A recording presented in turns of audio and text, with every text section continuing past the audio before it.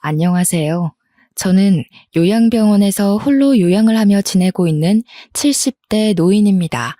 무료한 일상에 심심하던 찰나 여기 계신 간호사분이 이런 채널이 있다는 걸 알려주셔서 매일같이 사연을 듣다가 저도 용기 내어 사연을 올려봅니다. 글솜씨가 워낙 서툴고 재주가 없어서 어떻게 이야기를 풀어야 할지 참으로 걱정이 되네요. 할머니의 이야기가 재미가 없을까봐 걱정이 되기도 하고요. 하지만 속 안에서부터 꽁꽁 숨겨왔던 저의 지난 이야기를 속 시원히 한번 털어보려고 이렇게 한자 한자 글을 써봅니다. 모쪼록 제 인생사 이야기 들어주시고 같이 공감도 해주시고 욕도 해주시고 하면 고마울 것 같습니다. 인생살이가 참 더덥다지만 이렇게 혼자나마 요양을 하고 있으니 마음 한구석이 시린 건 어쩔 수 없네요. 저도 처음부터 이리 외롭게 살진 않았습니다. 북적북적한 가족들과의 저녁 식사도 있었고 우리 아이 손잡고 꽃가옷을 사던 시절도 있었죠. 왜 홀로 요양원에서 지내는지 궁금하시려나요? 그럼 지금부터 이야기를 시작하겠습니다. 저에게는 믿기지 않으시겠지만 자식이 셋이나 있습니다. 각자 2살 터울씩인데 듬직한 아들 둘에 곱디고 온 딸 하나가 있죠. 남편이랑 얼마나 금슬이 좋았는지 대충 짐작이 가시나요? 없는 살림에 무리해서 자식을 셋이나 놓고 살 정도로 남편과 저는 행복했습니다. 우리 배는 고라도 자식들은 항상 배가 빵빵하게 먹이면서 그렇게 살았습니다. 그래도 막내딸을 낳았을 때 우리 형편은 꽤 좋았습니다. 자식들 아프면 병원 바로 데리고 갈 수 있고 자식들이 뭘 필요로 하면 바로 사줄 수 있는 그 정도의 형편은 되었죠. 우리 첫째 아이가 10살이 되었을 때까지 우리 가족은 하루하루가 늘 행복했습니다. 동생들을 챙기는 첫째와 가운데서 개구진 모습으로 늘 장난을 치는 둘째, 그리고 애교가 넘쳐 흐르는 막내까지. 하루가 이렇게 짧은가 싶을 정도로 아이들만 보고 있으면 시간 가는 줄 몰랐습니다. 우리 가족의 사이는 정말 좋았죠. 남들이 전부 인꼬 부부 사이에서 태어난 강아지 같은 놈들이라며 부러워했어요. 주말마다 웃음이 끊이지 않는 저희 집을 기웃거리는 동네 주민들까지 있었으니 말 다 했죠.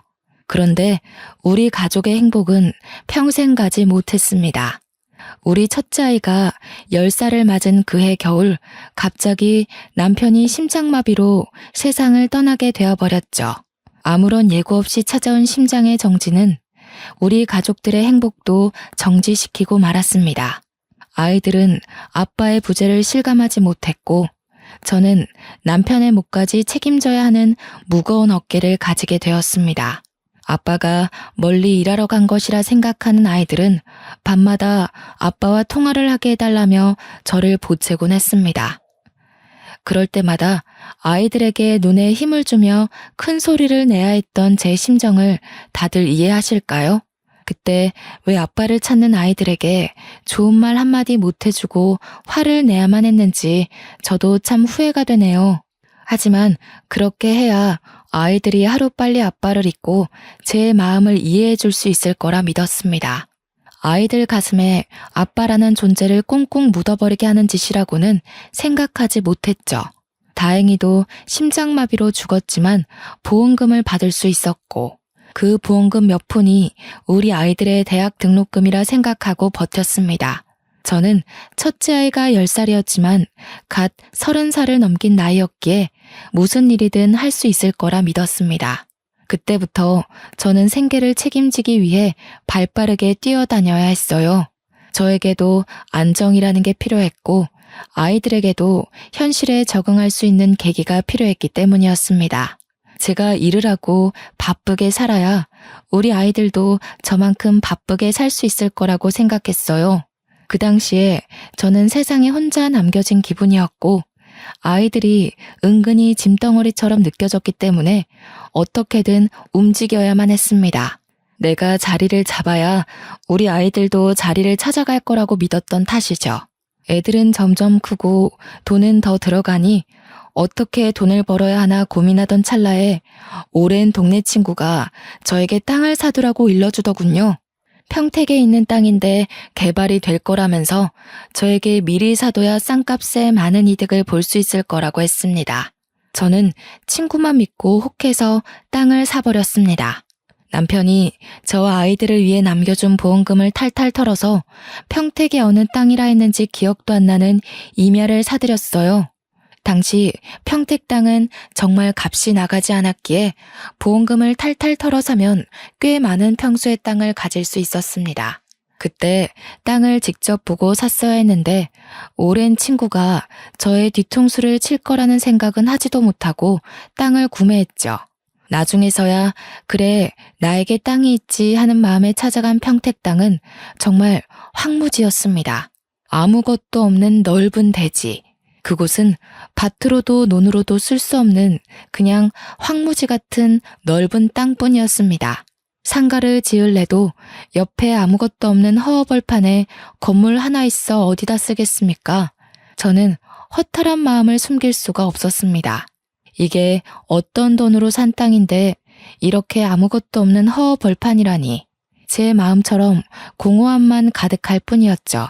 당장 생계를 꾸려야 할 돈을 털어 땅을 샀으니 제 수중에 돈이 얼마나 있었겠습니까? 남편과 함께 무리해서 구한 집을 팔 수도 없는 노릇이었기에 저는 바로 동네의 구직 자리를 알아보았습니다. 저희 동네에는 큰 시장이 하나 있었는데 그곳에 상인들을 대상으로 하는 배달 전문 식당이 하나 있었어요. 그곳은 홀 테이블은 4개밖에 없고 전부 배달 장사를 하는 곳이었습니다. 저에게는 어쨌든 돈이 필요했고 조금이라도 더 월급을 주는 곳에서 일을 하고 싶었기 때문에 물불 가리지 않고 그 식당에 취직을 했습니다. 식당 사장님은 손이 빠른 저를 좋아하셨고 저는 목이 수그러드는 것도 잊은 채 머리에 백바늘이고 시장 곳곳을 배달했습니다.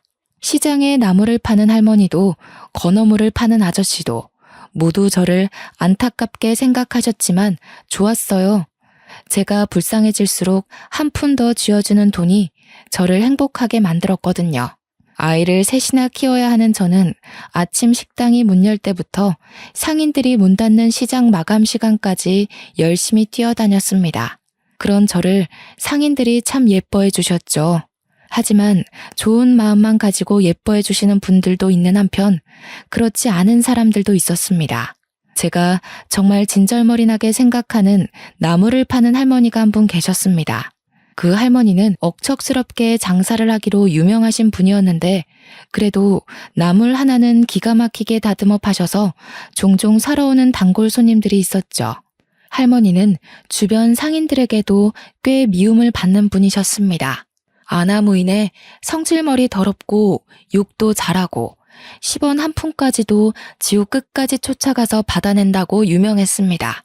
하지만 식당 주인이 음식 주문을 거절할 리 있겠습니까? 주인 부부는 저를 예뻐하셨지만 주문을 거절하시는 분들은 아니었죠. 그 할머니 역시 저에게 바라는 게 있어 매번 주문을 하고 저를 기다리셨습니다. 저는 할머니의 나물가게에 배달 가는 일에 세상에서 제일 힘들고 지치는 일이었죠. 그 이유는 바로 할머니에게는 지체장애가 있는 아들이 하나 있었는데 무려 저보다 16살이나 많은 사람이었습니다. 그 지체장애 아들은 할머니가 홀로 키우고 있었기 때문에 늘 나물가게 한 구석에 앉아서 혼자 장난을 치며 놀고 있었죠. 집에 두고 다닐 수가 없어 나물가게에 데리고 다닌다며 저한테 쓱 들이미시는데 제가 얼마나 놀랐는지 몰라요. 자네 애가 셋이나 딸린 과부라며? 우리 아들이 정신이 좀 어려서 그렇지 아주 듬직한 놈이야. 지 마누라 생기면 아주 마누라만 졸졸 쫓아다닐 놈이라고. 등치만 컸지 정신이 딱 자네 아이들하고 비슷할 것 같은데 애 하나 더 키워보는 셈치고 우리 아들이랑 살아보는 게 어때? 내가 나물 팔아서 건물도 올린 거 알지? 저는 너무 놀래서 아니라고 손사래를 쳤지만 나물 파시는 할머니는 그런 저에게 부끄러워하지 말라면서 자기 좋을 대로 생각하셨어요. 아무리 제가 애가 셋이 딸린 과부라도 그렇지 어떻게 지체장애가 있는 아들까지 돌보라며 데려가라는 말을 할 수 있겠습니까? 저는 저를 무시한 것뿐만 아니라 본인 아들을 짐덩이로 생각하는 할머니를 피해 다닐 수밖에 없었습니다. 그런데 문득 제 가슴에 그런 비수가 꽂히더군요. 제가 저의 아이들을 짐덩이로 생각했었다는 그런 비수요. 저에게 꾸준히 나물할머니는 재혼 이야기를 꺼내셨고 결국 저는 남편이 아직도 그립고 아이들이 있어서 생각 없다고 딱 잘라 이야기했습니다. 하지만 할머니는 그 이야기조차 못 들은 척 하시면서 저에게 계속해서 아들을 들이미셨습니다. 아들은 저를 자꾸 마주치니 어느 날부턴가 제가 배달을 가면 제 옆에서 서성이기도 하고 힘으로 저를 잡아당기기도 했습니다. 그럴 때마다 저는 정말 무섭기도 하고 소름이 끼치기도 해서 도망가고 싶어 죽을 지경이었습니다. 할머니는 밥값을 자꾸 미적이며 지불했습니다. 조금이라도 아들과 대화를 해보라는 이유에서였죠. 제가 계속해서 싫다, 부담스럽다, 저한테 이러지 마시라고 대꾸를 했지만 할머니는 콧방귀만 끼셨습니다. 저에게 돈이 없어서 식당 배달 일을 하는 주제에 눈이 너무 높아서 큰일이라는 겁니다. 결국 저는 식당 주인에게 이야기를 했지만 돌아오는 대답은 뭐 뻔했죠. 주문이 들어왔는데 거절을 할 수가 없다는 그런 이야기요. 저는 그 뒤로 더욱 단단히 정신을 차리고 배달을 다녔습니다. 혹여라도 할머니의 아들이 저에게 힘으로 무섭게 군다면 중요 부위라도 발로 차고 눈이라도 찔러서 도망쳐야겠다는 생각만 했죠. 그러던 어느 날 할머니가 저에게 이야기하시더군요. 작작 좀 튕기고 우리 아들 이제 좀 받아줄 때가 되지 않았나? 애가 셋이나 딸린 과부 주제에 뭘 자꾸 도망가고 앉았어? 어디 가도 이런 혼처 구하기 힘들어. 내가 자네 이름으로 건물 올려준다니까. 주위 이야기를 들어보니 할머니도 아들 치료비로 돈이 많이 나가는 상태라 건물 같은 건 올리지도 못했다고 하더군요. 저를 속이며 어떻게든 저를 아들과 엮으려는 심산이었던 거죠. 제가 건물을 준다고 하면 냉큼 혼인신고라도 할 줄 알았는지 쉼없이 들먹이는데 제가 넘어가질 않으니 조바심이 난 눈치였습니다. 그러면서 저에게 우리 아들한테 웃어주는 바람에 아들이 저를 색시로 생각하고 있다는 미친 소리까지 내뱉더라고요. 저는 할머니한테 도대체 저한테 왜 이러시는 거냐고, 저는 죽어도 싫다고 하지 않았냐고, 음흉하게 저를 보는 것도 너무 소름 끼친다고 했습니다. 제가 큰 소리를 내면서 거절하자 지체장애가 있는 아들은 힘껏 수그러들고 할머니는 씩씩거리면서 저한테 소쿠리를 던지시려고 했어요. 그때 옆 가게에 있던 건어물 가게 사장님께서 할머니한테 소리를 질러주셨습니다. 할매, 노망 났어? 왜 자꾸 싫다는 사람한테 저 등신을 들이밀어? 할매나 평생 저 등신 수발 들면서 살아. 애꿎은 사람한테 자꾸 떠넘기려고 하지 말고. 나물 할머니는 말 다 했냐며 건어물 가게 사장님과 싸우려고 하셨습니다. 저를 은근히 흘겨보시면서 애 셋이나 딸린 거 받아주겠다는데 뭐 저리 고기 한 척 튕기고 앉아있냐고 하시더군요. 건어물 가게 사장님은 저에게 욕받다며 그냥 무시하고 가라고 저한테 최대한 배달을 오지 말라고 했습니다. 그게 제 마음대로 되는 건 아니지만 알겠다고 하고 떠났죠. 한 3일 정도 정말 주문을 하지 않던 나물할머니가 갑자기 주문을 하셨더라고요. 사장님은 저에게 무척이나 미안해 하셨지만 그래도 일이니 어쩌겠어요. 평소에도 제가 나타나면 어떻게든 저를 끌고 가려고 했던 할머니와 은근히 제 옆을 빙빙 도는 아들 때문에 걱정이 됐지만 그래도 용기 내서 갔습니다. 세상에 더러운 일이 얼마나 많은데 그깟 결혼 좀 들이댔다고 내가 배달을 피해서야 되겠나 하는 마음이었죠. 주변 상인분들도 더러 저를 도와주셨기 때문에 걱정하지 말자는 생각으로 할머니 가게에 도착을 했습니다. 할머니는 화장실을 가신 건지 소쿠리 안에 음식값이 들어있었습니다. 저는 돈만 챙기고 음식을 내려놓고 나오려고 했는데 할머니 아들이 제 옆에 불쑥 나타나더니 저를 힘으로 막 끌고 가는 것이 아니겠어요. 저는 너무 놀라서 소리도 못 지르고 잡아당겨지는 대로 질질 끌려갔습니다. 가게 문 일부가 셔터에 내려가 있었는데 그 안쪽으로 저를 확 밀어 넣는 겁니다. 그때서야 저는 정말 두려움을 느끼게 되었습니다. 이곳에서 무슨 일이 일어나도 셔터 안쪽 어두운 공간이라 보이지도 않겠다 싶었거든요. 순간 할머니가 일부러 화장실을 간다고 자리를 비운 건가 싶기도 했습니다. 아들이 힘으로 저를 어떻게든 해보려고 하면 할머니가 그 꼴을 보고 당장 결혼해라, 우리 아들을 깨어냈다 할 것 같았거든요. 저는 필사적으로 아들을 발로 차며 소리를 질렀습니다. 셔터 안쪽에서 소리를 치니 바깥에는 잘 들리지 않는 것 같더라고요. 저는 목이 쉬어라 계속해서 소리를 쳤습니다. 제발 살려주세요, 도와주세요 하면서 말이죠. 나중에는 눈물까지 나더라고요. 힘이 어찌나 센지 저한테 아무 말도 않고 죽죽 힘만 써대는데 정말 도망다니고 발버둥 치는 것도 한계가 있다는 걸 알았습니다. 옆에 있던 건어물 가게 사장님이 가게 안쪽이 소란스럽자 무슨 일 있나 싶어서 오셨다가 제가 소리치는 걸 듣고 아들의 뒤통수를 때려주셨어요. 깜짝 놀란 할머니 아들이 건어물 가게 사장님을 째려보자 사장님이 근처 상인들 다 들으라고 큰 소리를 쳤습니다. 어디 지네 엄마한테 못된 것만 쳐 배워가지고 이따위 짓을 하냐면서 동네 사람들 다 이 집 피해 다니라고 고래고래 소리를 치셨어요. 그러자 음식을 시켜놓고 나타나지도 않던 나물할머니가 헐레벌떡 뛰쳐나오더니 아니 무슨 그런 소리를 하고 다니냐고 건어물 가게 사장님이랑 싸우더라고요.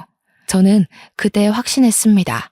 나물할머니가 이 모든 일을 꾸며놓고 일부러 나타나지 않았다는 것을 말이죠.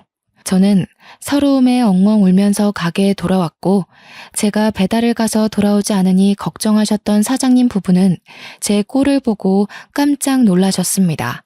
그러더니 저한테 미안하다고 진심으로 사과를 하시며 배달일에서 빼주시고 저를 주방으로 돌려주셨습니다.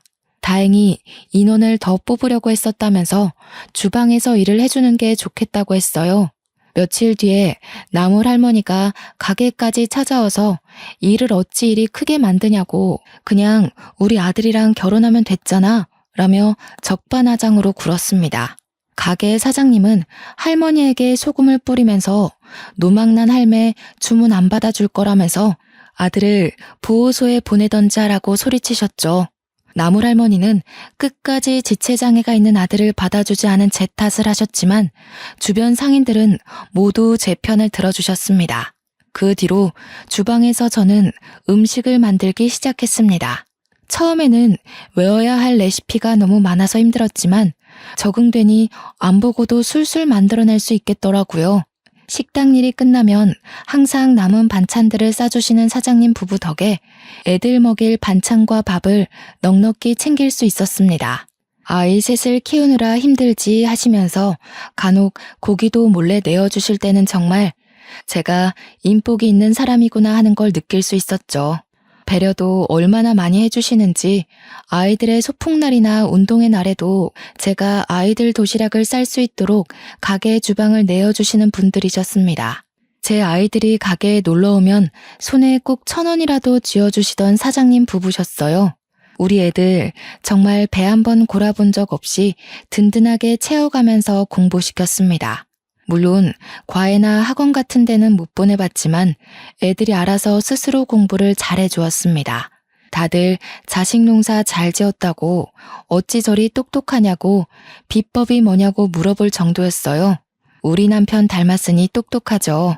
하고 대꾸하면 아직도 남편 타령이냐고 핀잔을 주시는 분들도 있었지만 대부분 저를 참 안타까워하면서도 대견하게 봐주셨어요. 시간이 흐르고 흘러도 저는 항상 제자리를 지키며 음식을 만들었습니다. 적어도 우리 막내가 20살이 될 때까지만이라도 일을 해야 밥을 마음껏 먹일 수 있을 텐데 하는 마음에서 버텨냈어요.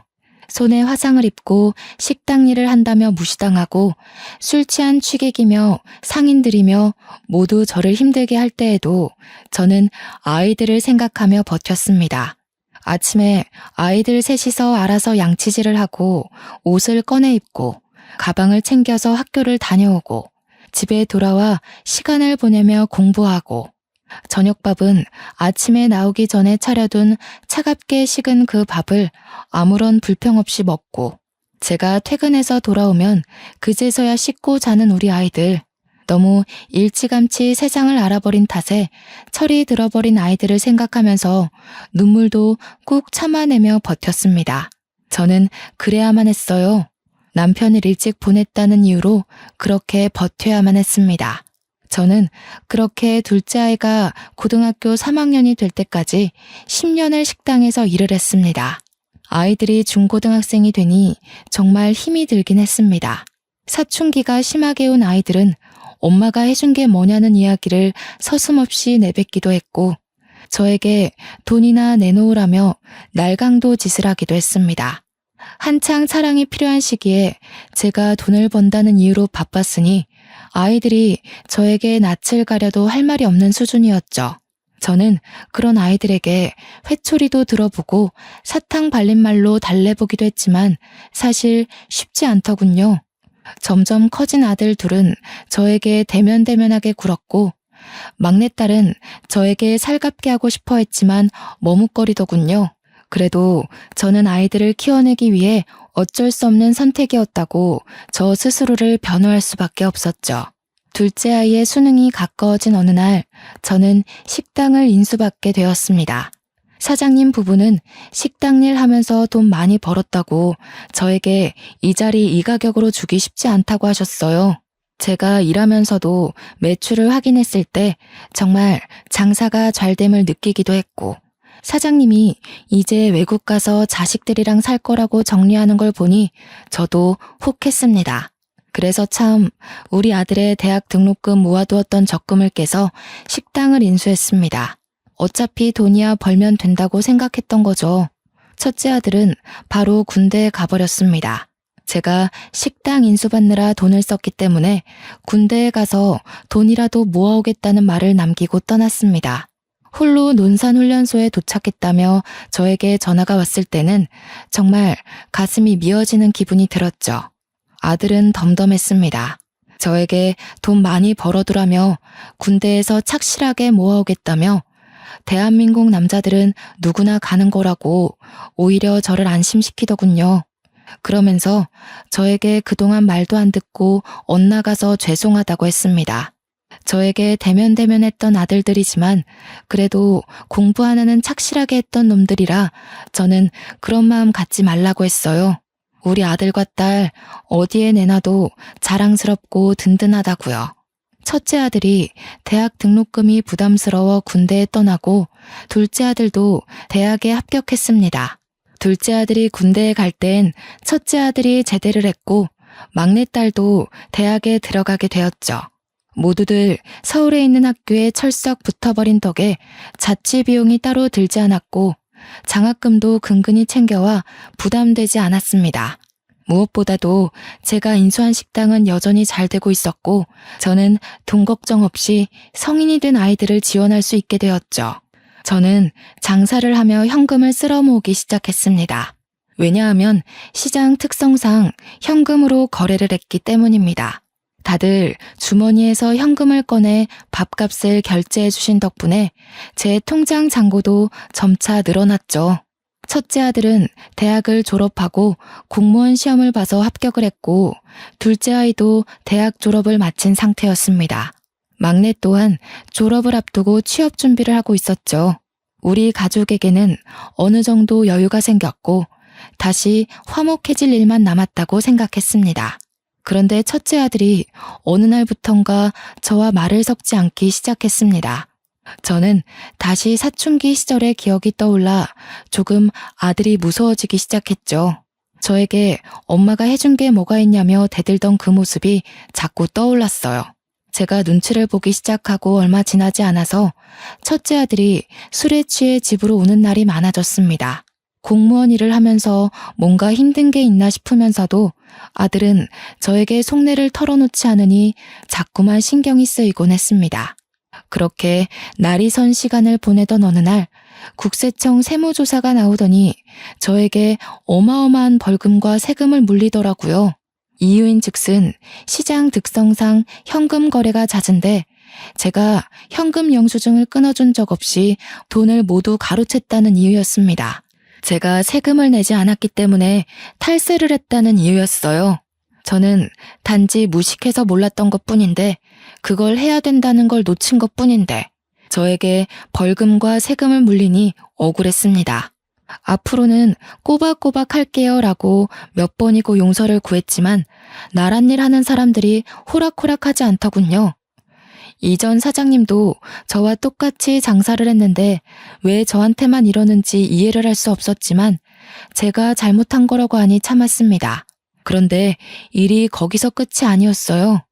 탈세는 제가 했는데 우리 첫째 아들에게도 꼬리표가 따라붙기 시작한 것이었습니다. 제가 탈세 혐의를 받자 세금 업무를 보던 아들은 근무하던 곳에서 엄청난 압박을 받았다고 하더군요. 그러더니 결국 버티지 못하고 그 귀한 공무원 자리를 내려놓고 허구한 날 집에서 술만 처먹다가 저를 원망하며 시간을 보냈습니다. 저 때문에 근무지에서 버틸 수가 없었다면서 왜 탈세를 했냐고 울면서 저에게 이야기를 하는데 저는 할 수 있는 말이 없었습니다. 제가 할 수 있는 일이란 아들에게 매일 아침 술값을 쥐어주고 출근하는 것뿐이었어요. 아들은 저에게 탈세한 더러운 돈이라고 하면서도 그 술값을 챙겨 술을 마셨습니다. 첫째 아들이 망가져가는 사이 둘째 아들은 중소기업에 취직해서 착실한 하루를 보냈고 막내딸은 백화점에 취직했습니다. 각자 자리에서 열심히 일을 하는 동안에도 첫째는 자긴 결혼도 못할 거라면서 술에 취해 살다가 간암에 걸리고 말았습니다. 술을 그렇게 마셔댔으니 당연히 몸이 성치 않을 것이라 생각을 하면서도 아들을 살피지 못한 제가 죄인이었죠. 일이 바쁘다는 이유로 술만 먹는 아들에게 잔소리 한번 못한 저는 간암이라는 아들의 말에 오열을 할 수밖에 없었습니다. 그때도 아들은 제 탓을 하더라고요. 엄마가 술값을 쥐어주지만 않았어도 이렇게 술을 먹지 않았을 거라고요. 나이 30살의 간암이라 하니 저는 정말 하늘이 무너지는 기분이었습니다. 우리 아들 나이에 저는 과부가 되었는데 우리 아들은 나이 30살에 간암에 걸리는구나. 이게 무슨 개떡 같은 운명인가 하면서요. 저는 현실을 잊고 싶어 더욱 식당 일에 매달렸습니다. 그럴수록 우리 아들은 말라갔고 죽어갔습니다. 결국 투병 생활을 하느라 저는 모아두었던 모든 돈을 꺼내어 최고의 의료진에게 치료를 받을 수 있도록 노력했습니다.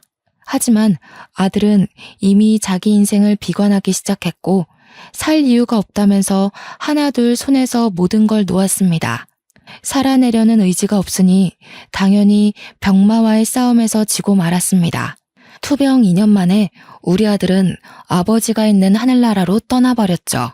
저는 큰아들을 그렇게 보내고 하염없이 울었습니다. 하늘은 뭐가 그리 급해서 우리 아들 한창 나이에 데려가느냐고. 내가 이렇게 고생고생하며 하루를 버티고 사는데 어찌 이런 시련을 주시냐고 원망을 했죠. 하지만 시간은 또 흐르더군요. 첫째 아들이 그렇게 허망하게 세상을 떠났지만 그래도 뱅뱅 도는 시계는 여전히 움직이고 있었습니다. 둘째 아들과 막내딸도 나이가 차니 결혼을 하겠다고 했습니다. 저는 첫째 아들이 죽은 것이 마음속 깊이 상처로 남았지만 며느리도 생기고 사이도 생기니 다시 일어날 수 있었습니다. 새 출발을 한다는 마음으로 살아보기로 결심했죠. 손주들 많이 낳고 북적북적하게 잘 살아다오 하는 말로 두 아이를 시집장가 보냈습니다. 제 말이 씨가 됐는지 막내딸내는 아들 하나 딸 하나 낳고 잘 살고 있었는데 아들네 집에서는 도통 아이 소식이 없었습니다.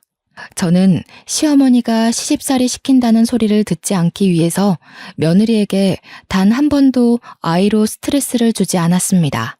아이를 낳지 않고 살아가는 사람들도 있다고 하니 그냥 그런가 보다 하고 넘어갔어요. 물론 아들을 똑 닮은 손주를 보고 싶은 마음이 있었음에도 제가 잔소리를 하는 순간 시가에서 귀찮게 한다는 이야기를 들을까봐 꾹 참았어요. 하지만 궁금한 건 어쩔 수 없어 은근히 며느리에게 한번 물어보니 며느리가 제게 성질을 팍 내더라고요. 우리 아들이 불임이었던 것이었어요. 씨가 없는 수박이라고 그러더군요. 아이를 가질 수 없는 몸이라고 병원에 가서 검사까지 했다고 하는데 저는 정말 믿을 수가 없었습니다. 우리 아들이 불임이라는 소리는 정말 첫째 아들이 간암이라고 선고를 받았을 때랑 비슷한 충격을 저에게 주었습니다. 어찌하여 시간이 흐를수록 저에게 이런 시련만 닥쳐오는지 믿을 수가 없었습니다. 며느리는 저에게 아들이 불임이라 요즘 관계가 소원하다고 하더군요. 제가 하는 모든 게 다 간섭 같고 귀찮다고 했어요. 저는 그런 며느리에게 아무 말도 해줄 수가 없었습니다. 우리 아들이 불임인데 제가 뭐라 위로를 덧붙이겠나요? 며느리에게 바깥에서 아이를 낳아오라고 할 수도 없는 처지 아니겠습니까? 저는 모든 걸 감내하며 버텨야 된다고 생각했습니다. 시간이 지날수록 통장 잔고는 불어나지만 외로워지는 건 어쩔 수가 없었습니다. 그런데 이 불임인 아들놈이 아주 미친 짓을 하고 다녔더라고요.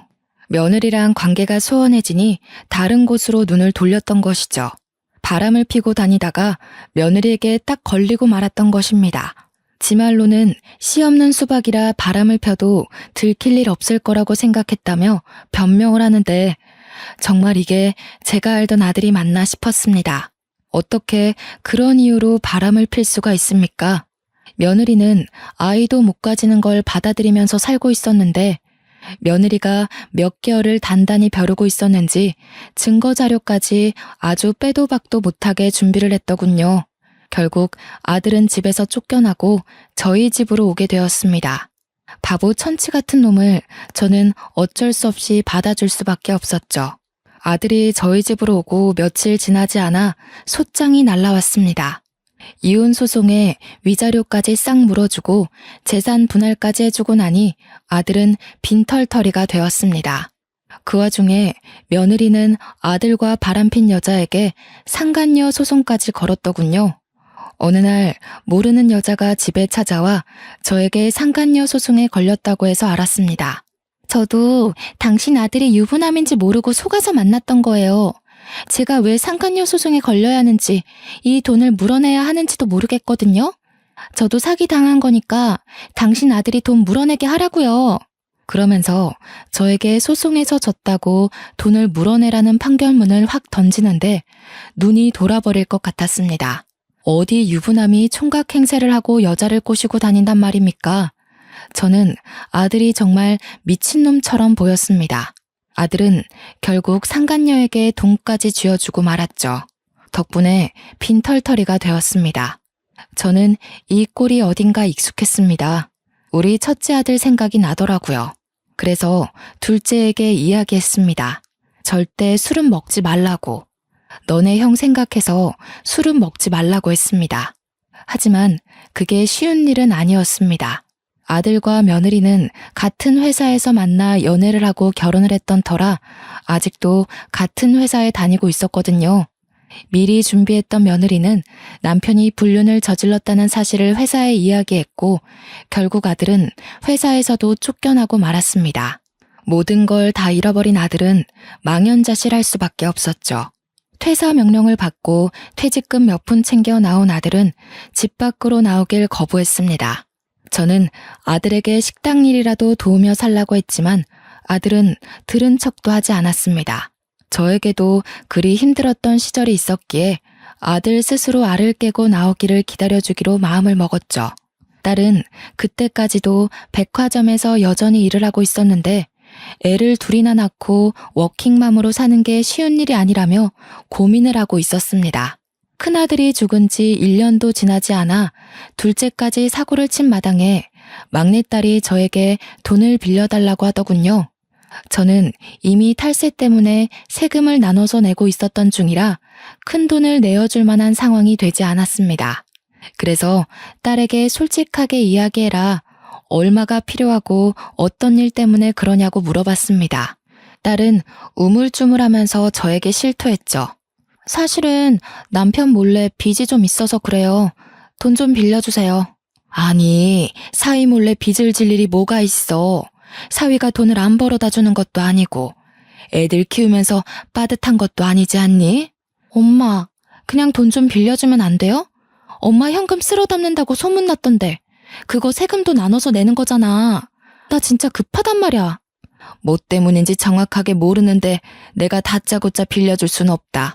백화점에서 일하면서 명품을 얼마나 많이 보는지 알아요? 다들 하나씩 팩 하나 들고 있는데 나만 없더라. 그게 너무 초라해서 몇 개 샀어. 근데 돈이 없어서 대출 받아서 샀어. 됐어? 딸이 하는 말은 정말 충격적이었죠. 사치에 눈이 멀어서 대출을 받아서 명품백을 샀다는 것이었어요. 그것도 몇 개씩이나요. 저는 그게 변명인 걸 알았지만 잔소리할 경황이 없었습니다. 남들과 비교해대며 그들은 하나씩 있는데 나만 없어서 샀다는 말 자체가 너무 어이가 없고 믿기 힘들었습니다. 그들은 그들의 형편대로 맞춰서 사는 것이고 너는 너대로 살아야지 라고 말하고 싶었지만 딸아이는 이미 잔뜩 흥분해 있는 상태였어요. 그러면서 저에게 딱 5천만 원만 빌려달라고 하는 겁니다. 내가 5천만 원이 어디 있니? 네가 산 명품들 팔아서 갚으면 되겠구나.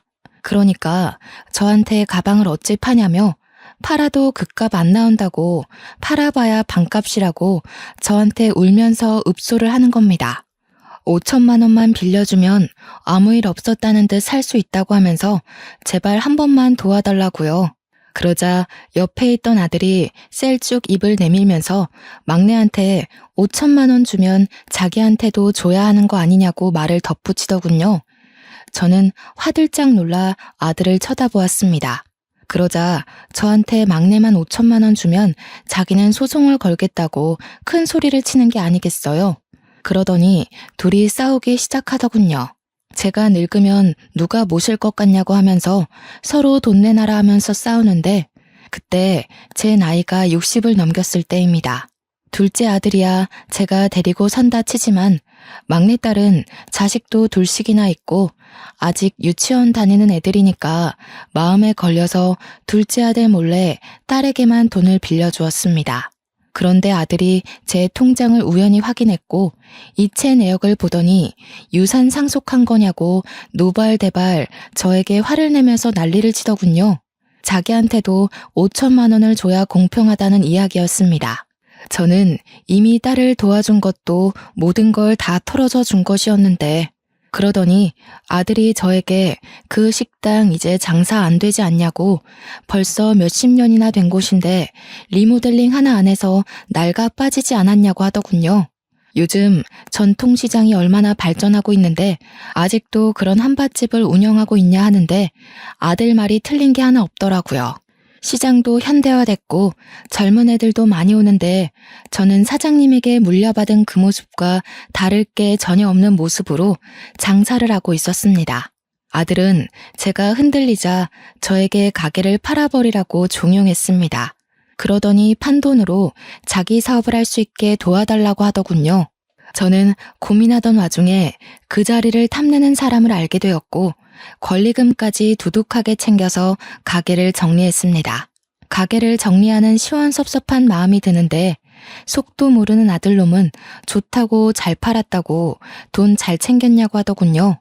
아들이 저에게 사업 자금을 빌려달라 계속 이야기를 해댔고 저는 귀가 아파 결국 5천만 원을 빌려주기로 했습니다. 근데 저한테 무슨 서류에 사인을 해달라고 하더군요. 그래서 이게 무슨 서류냐 하니 제가 아들에게 돈을 빌려주었다는 각서 같은 거라고 했습니다.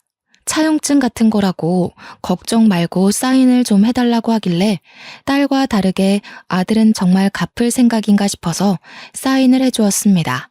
그렇게 아들은 사업을 시작했고 엄청나게 바쁘게 지냈습니다.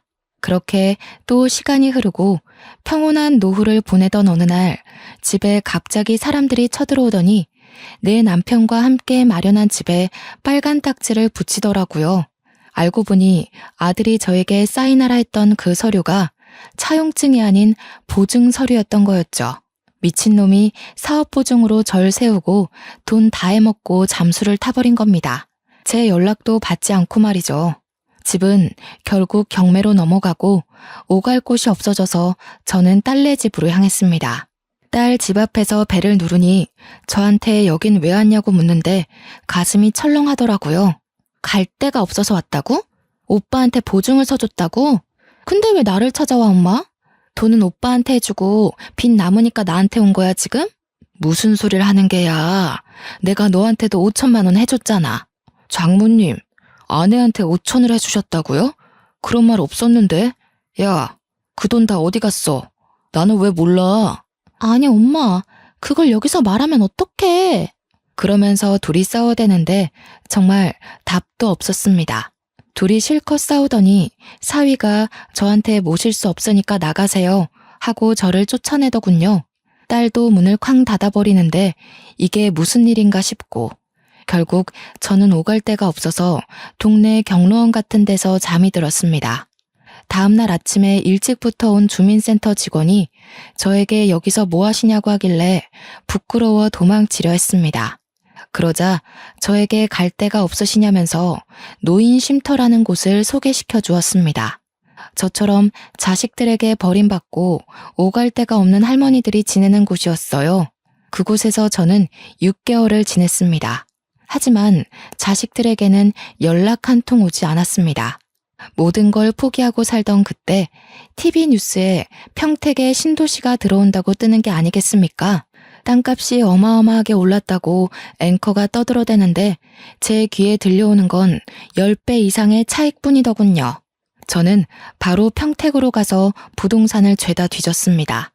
제 땅이 딱 신도시 아파트가 들어오는 알박기 자리라고 시세보다도 더 많이 받을 수 있다고 하더군요. 저는 바로 큰 건설업체 대표와 미팅을 하게 되었고 엄청 비싸게 그 땅을 팔아치울 수 있었습니다. 돈이 생긴 저는 바로 제 이름으로 되어 있는 빚을 갚고 남편과 함께 살았던 그 집을 찾아올 수 있었습니다. 그래도 수중에 10억 이상이 남더라고요. 제가 빚을 갚은 걸 어찌 알았는지 그제서야 아들이 저에게 연락이 오더니 돈 좀 달라고 하길래 저는 누구시냐고 했습니다. 저는 아들 없다고 하니 저에게 거품을 물고 달려드는데 바로 경찰에 신고를 해버렸어요. 노인을 괴롭힌다고 신고를 하고 났는데 주민센터 직원이 제가 몇 개월을 쉼터에서 버틴 것까지 증언을 해주어서 경찰은 제 편을 들어주었습니다. 보호자로 딸을 불러주었는데 딸이 무슨 일이냐고 귀찮다고 소리치는 와중에 아들이 딸한테 우리 엄마 돈 생겼다고 말했는지 갑자기 돌변을 하더군요. 엄마 돈 생겼어? 와, 엄마. 이제 내가 엄마 모시고 살게. 그동안 내가 좀 철이 없었지? 엄마는 다 이해해줄 수 있잖아. 저는 소름 돋아서 그간 있었던 모든 일을 경찰에게 이야기하고 접근 금지 요청을 했습니다. 덕분에 한 달 동안 접근 금지 처리를 받게 되고 주민센터 직원의 도움을 받아 그 한 달 동안 모든 걸 정리했습니다. 저는 요양원에서 죽을 때까지 지낼 돈을 빼고 전부 노인 쉼터에 기부를 했습니다. 저처럼 소외받는 노인들을 위해 써주십사 부탁을 드렸죠. 그게 주간지 기사에 실리자마자 아들, 딸 둘 다 눈이 돌아서 저한테 연락이 오더라고요. 저는 바로 휴대폰 번호도 바꾸어버리고 제 주소를 열람할 수 없도록 금지 신청까지 모조리 다 해치웠습니다. 그래서 저는 지금 연고도 없는 동네로 내려와 요양원에서 지내면서 요양보호사들이랑 수다도 떨고 만들기도 하고 퍼즐도 하며 그렇게 시간을 보내고 있습니다. 자식 새끼들 열심히 키워봐야 소용없더라고요. 물보다 피가 진하다고 하지만 저는 지금 제 옆을 지켜주는 요양보호사들과 간호사, 그리고 간간히 찾아오는 주민센터 직원이 훨씬 가족 같고 편합니다. 끊어내야 할 땐 빠르게 끊어내는 게 정답인 것 같습니다. 날이 추워지는 마당에 모쪼록 감기 조심하시고 평온한 나날 보내시길 바랍니다. 감사합니다.